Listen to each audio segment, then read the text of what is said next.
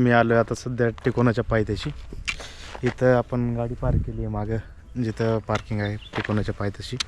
आणि दुपारी 12 वाजेपर्यंत आपलं काहीच फिक्स नव्हतं. आत्ता अचानक प्लॅन ठरला आणि आम्ही टिकोनाला आलोत.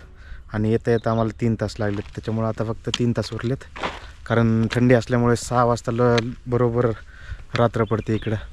आता माझ्या मागे तो टिकोना, आपल्याला तिथं जायचं आहे. मी गाववाल्यांना विचारलं, कारण माझं फर्स्ट टाईम आहे इथं. तर ते बोलले साधारण तुम्हाला 40-50 मिनटं तरी लागतील वर जायला.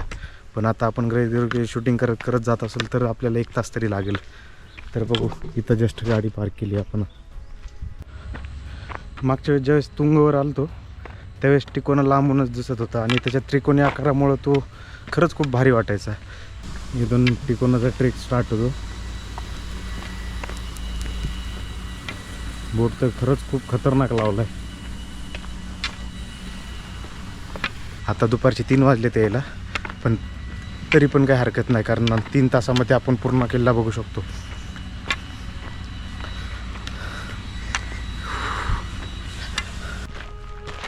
आपल्याला 4 वाजेपर्यंत पोहोचायचं.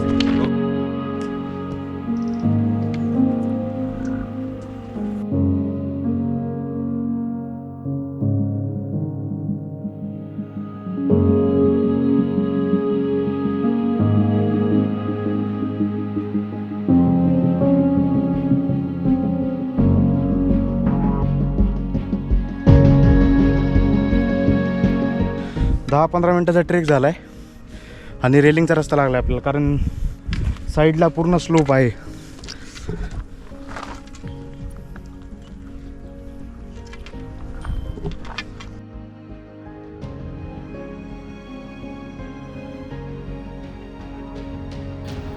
गडावरून चढत थोडं वर आलो की टिकोना किल्ल्यावरचं हे आतील मार्गाचं एक महत्त्वाचं दार दिसतं. खडकात खोदलेलं हे प्रवेशद्वार आणि याच्या मागे सैनिकांसाठी छोटी गुहा आणि निवाऱ्याची जागा होती.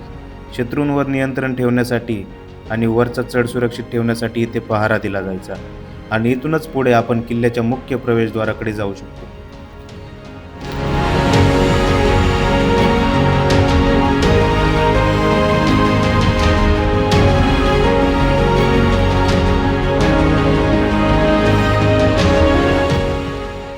पाच मिनिटाचा रस्ता चालून आल्यावर दगडात कोरलेली चपेटदार मारुतीची मूर्ती आपल्याला दिसते. जेवढ्या काही मूर्त्या आहेत चपेटदार मारुतीच्या, विसापूरवर असेल, तुंग किल्ल्यावर असेल, लोहगडवर असेल, त्यांच्यापेक्षा ही मोठी आहे आणि खडकात कोरलेली. त्याच्यामुळे ह्याचं विशेष स्थान या टिकोना किल्ल्याला लागलेलं आहे.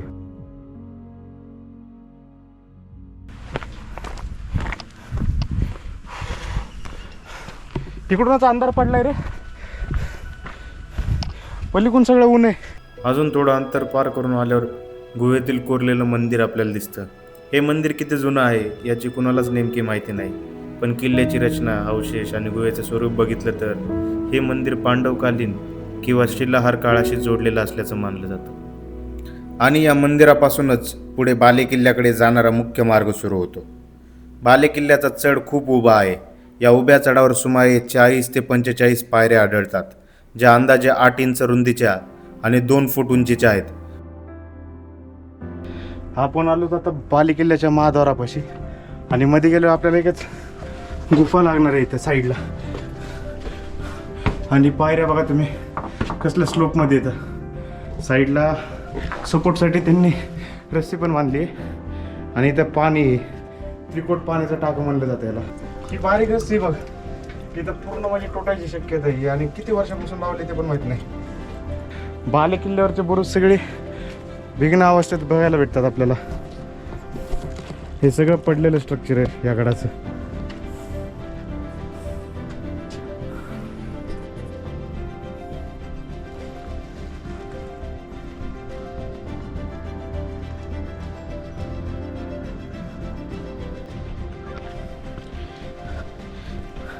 बाले किल्ल्याचा शेवटचा टप्पा लागला आपल्याला आता. आणि जस्ट आपण आता पोहोचणार आहोत बाले किल्ल्यावर. बघू वरी काय काय आहे. वितंडेश्वर महादेव मंदिर इथं दिसलंय आपल्याला. आणि खाली असं गुफे टाईप पाण्याचे टाकीत. चला दर्शन करू.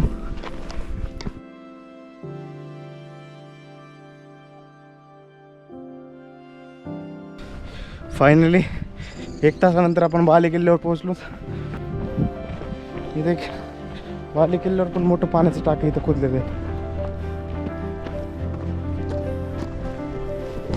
इथून टोटल स्लोप आहे खाली आणि पुढे जो किल्ला दिसतोय तो आहे तुंग.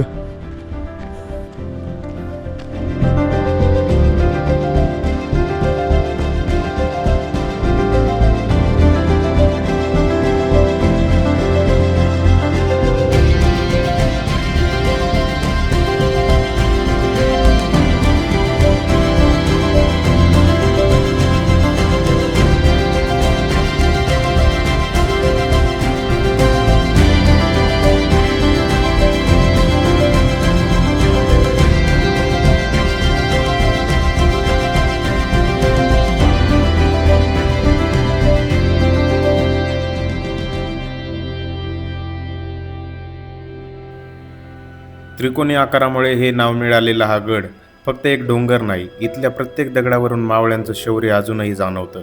इथं उभा राहून दूरवर पसरलेलं पावन मावळ पाहिलं की कळतं ही भूमी एकेकाळी मराठ्यांच्या सुरक्षतेची आणि सामर्थ्याचं केंद्र होतं. या गडावर शिवछत्रपतीच्या काळापासून सतत पहारा ठेवला जाई. पहाऱ्यांच्या कडेला बसलेले हे गज, दगडात कोरलेली वाट आणि वरच्या प्राचीन गुहा हे सगळं सांगत राहतं की तिकोना फक्त किल्ला नव्हता तर युद्धनीतीचा एक शक्तिशाली बुरुज होता. आज आपण इथून चालताना इतिहासाची पाने पुन्हा जागी होतात आणि जाणवतं शिवरायांनी उभं केलेलं साम्राज्य किती अफाट होतं.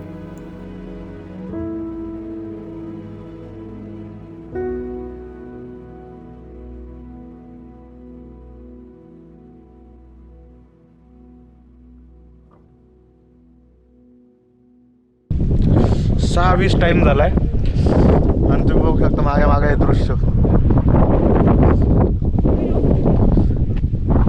अजून आम्ही गडावरच आहेत. उतरायला अर्धा तास लागेल आणि पूर्ण अंधार झालेला आहे आता. ते सगळं आता दमादमाने जाऊ.